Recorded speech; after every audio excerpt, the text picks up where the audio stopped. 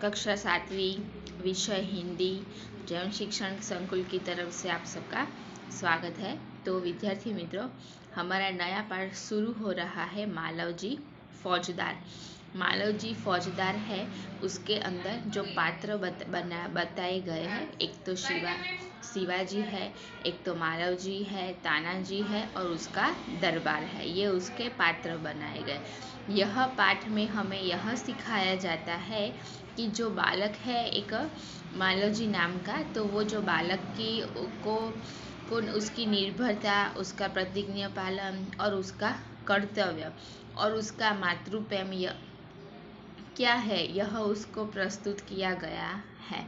जो मालव जी फौजदार नाम का जो लड़का है, वो मराठा साम्राज्य के महाराज शिवाजी छत्रपति की प्रत्यय उसकी उदारता और उसके राष्ट्र प्रेम को उजागर किया है। वो कैसे वफादार है वह बताया है। तो शिवाजी महाराज के सेना नायक तानाजी की स्वामी भक्त को प्रस्तुत किया है। तो यह हमारा जो पाठ है मालव जी फौजदार बहुत अच्छा है और आपको को पढ़ने में भी और सुनने में भी अभी आपको पसंद आएगा। तो विद्यार्थी मित्रों, मैं आपको पाठ पढ़ाती हूँ, सुनिए। आप जब भी पाठ पढ़ाए स्कूल में तो घर पे आप क्या करोगे, अपनी पाठ्य पुस्तक लेकर बैठना। तो पढ़ेंगे हम आज मालव जी फौजदार। तो एक शिवाजी का शयन कक्ष होता है, वो सो रहे होते हैं। तो ये लड़का आकर उनको मारने की कोशिश करता है, तो वो पकड़ा जाता है। तो चलो सुनिए अब ध्यान से आप। तो एक सुसज्जित कमरे में शिवाजी एक पलंग पर सो रहे हैं। એટલે કે છે એક સરસ મજાનો સુશોભિત કરેલો રાજા મહારાજાના પલંગ કેવા હોય, સરસ શણગારેલા હોય, બરાબર। આપણે ઘણી વખત ટીવી સિરિયલોમાં ને એ બધામાં જોતા હોઈએ છીએ।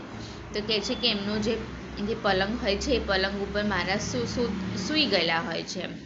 तो सामने भवानी का चित्र लटक रहा है। તમે દેખો, તમને પાઠ્યપુસ્તકમાં સામેની દિવાલ ઉપર ભવાની માતાનું ચિત્ર ફોટામાં દેખાશે।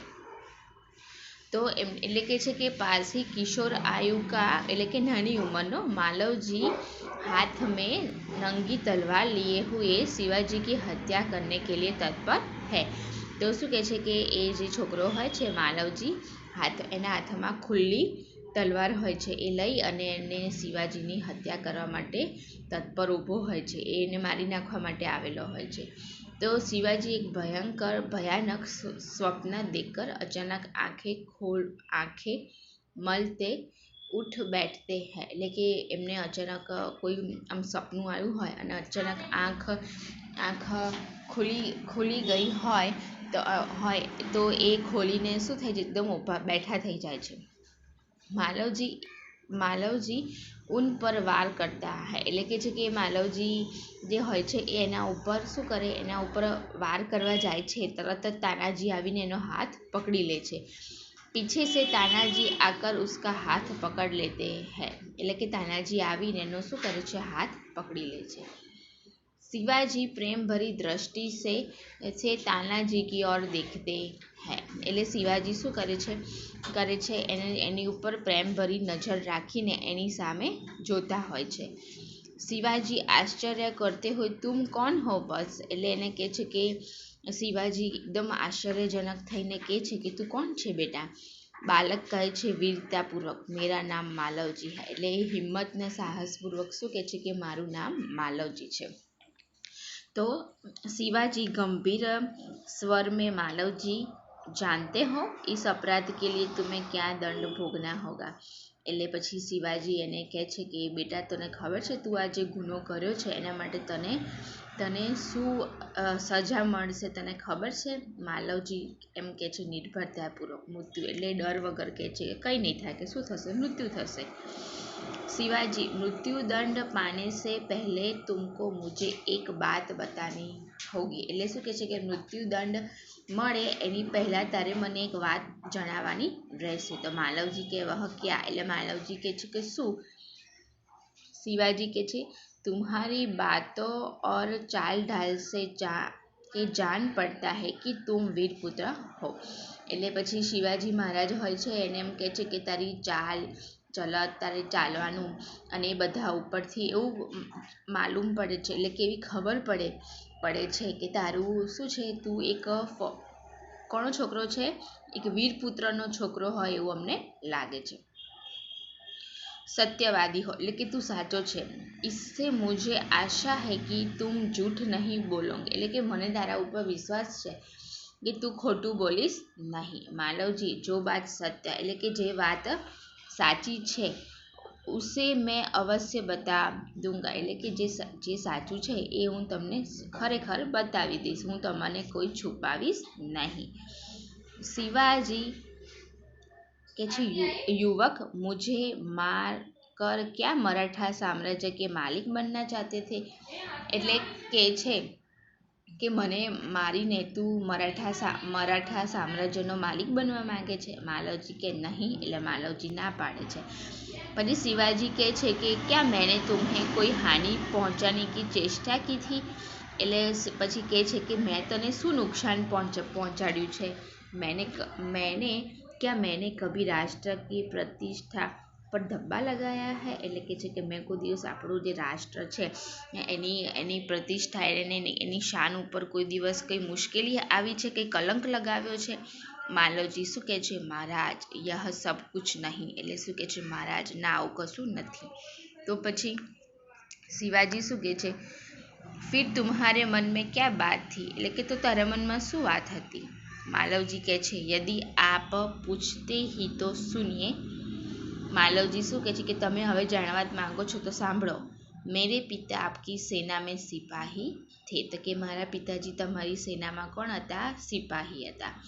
उन्होंने देश की रक्षा के लिए अपने प्राण न्यौछावर कर दिया, એટલે કે એમને દેશની સેવા માટે એમના પ્રાણ જતા રહ્યા હતા, દેશ ઉપર એમને બલિદાન આપી દીધું હતું પોતાના પ્રાણ જવા દઈને. તો આજ ઉनको મરે हुए 2 वर्ष हो गए हैं, એટલે કે આજે એમને મરી ગયે 2 વર્ષ વીતી ચૂક્યા છે. उस समय पर घर में मैं और मेरी माता केवल 2 प्राणी है, એટલે કે આ સમય હવે મારા ઘરે હું અને મારી માતા અમે 2 જણ છીએ. आज 3 महीनों से हम दोनों को पेट भर अन्न मिलना भी दुर्भर हो गया है, એટલે કે આજે 3 મહિના થઈ ગયા, અમને ભર પેટ જમવાનું પણ મળતું નથી. इस संसार में मनुष्य सब कुछ सहन कर लेता है, એટલે કે છે આ સંસારમાં મનુષ્ય બધું સહન કરી લે, પરંતુ તું પેટ કી ભૂખ સહન નહીં કર सकता, એટલે કે છે કે પેટની ભૂખ સહન થતી નથી. तो मैं इसी विचार में बैठा था कि एक सैनिक ने आकर, એટલે કે હું એ જ વિચાર કરતો હતો અને એક સૈનિકે આવીને શું કહે છે, मुझसे कहा कि यदि तुम शिवाजी का वध कर दो तो मैं तुम्हें धन दूंगा, એટલે કે એક માણસ આવીને મને શું કહે છે કે તમે કે શિવાજીનું કે જો તું શિવાજીનો ને મારી નાખીશ ને તો હું તને બહુ બધું ધન આપીશ. એ પૈસા કમાવાની લાલચમાં એ શિવાજીનું મૃત્યુ કરવા માટે તત્પર થઈ જતો હોય છે, કેમ કે એને શું હોય છે, એને ભરપૂર જમવાનું મળતું નથી, એટલે એને પૈસા જોઈતા હોય છે. इसी लालच में पड़कर मैं आपकी हत्या करने के लिए आया था, એટલે કે આ લાલચમાં જ હું તમારી હત્યા કરવા માટે આવ્યો છું. किंतु अचानक उसी समय, એટલે કે પરંતુ અચાનક એ સમયે આપકી આંખેं ખુલ ગઈ, એટલે કે હું તમને મારવા માટે જ આવ્યો હતો, પરંતુ તમારી શું થઈ ગયું, અચાનક એકદમ આંખ ખુલી ગઈ. तो शिवाजी जब तुम्हें इतना कष्ट था तो तब तुम मेरे पास क्यों नहीं आए, એટલે શિવાજી કહે છે કે તને આટલી બધી તકલીફ હતી તો તું મારા પાસે કેમ ના આવ્યો, મને કેવું જોઈએ ને મારા દરબારમાં આવીને, તો તે મને કેમ આવું ના કીધું. એટલું શિવાજીએ માલવજી ફौजदारને એટલે કે માલવજીને કહે છે. तो विद्यार्थी मित्रों आज हम इतना तक ही रखते हैं. आप लोगों को मैं बताती हूँ कि घर पे जो भी सिखाया जाता है स्कूल में, गुजराती भी पढ़ो, हिंदी, और उसके बाद में गुजराती। अपना होमवर्क कंप्लीट करो। और मंडे से देखो, कक्षा 9वीं और कक्षा 11वीं वो स्कूल ओपन हो रही है, पता नहीं कब आपकी भी शुरू हो जाए। इसलिए मैं आपको बताती हूँ कि आप भी घर पे अपना होमवर्क कंप्लीट करो, घर पे पढ़ाई करो और पढ़ने में ध्यान रखो। तो विद्यार्थी मित्रों, आज जितना पढ़ाया है वो आज आप घर पे तैयार करना, यानी कि हिंदी पढ़ना और गुजराती ट्रांसलेट भी कर देना ना।